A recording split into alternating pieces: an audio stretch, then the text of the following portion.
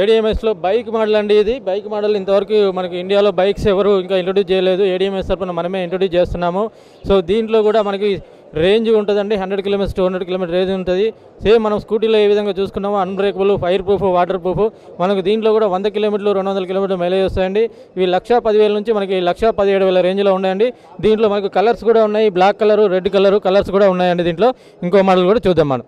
ఇవన్నీ కూడా ఒకే రేంజ్కి సంబంధించినండి. ఏడిఎంఎస్ అల్పా మోడల్ అంటారు దీన్ని. ఏడిఎంఎస్ అల్పా ఒక మోడల్ అండి. ఈవీ అండి, ఈవా అంటారు ఈ మోడల్ పేరు. ఇది వచ్చేసరికి మనకి దీంట్లో కూడా 8 కలర్స్ ఉన్నాయి. ఇది చాలా స్టైలిష్గా ఉంటుంది. సో ఎక్కువ రన్నింగ్లో హైయెస్ట్ సేల్స్లో ఉన్న వెహికల్ అండి. దీంట్లో కూడా మనకి 100 కిలోమీటర్లు 200 కిలోమీటర్లు మైలేజ్ వస్తుందండి.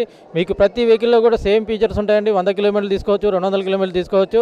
బ్యాటరీ స్పీడ్ను బట్టి మనకు దానికి 50 నాన్ రిజిస్ట్రేషన్ వెహికల్ తీసుకుంటే కొంచెం తక్కువ ఉంటుంది, రిజిస్ట్రేషన్ వెహికల్ తీసుకుంటే కొంచెం ఎక్కువ ఉంటుందండి.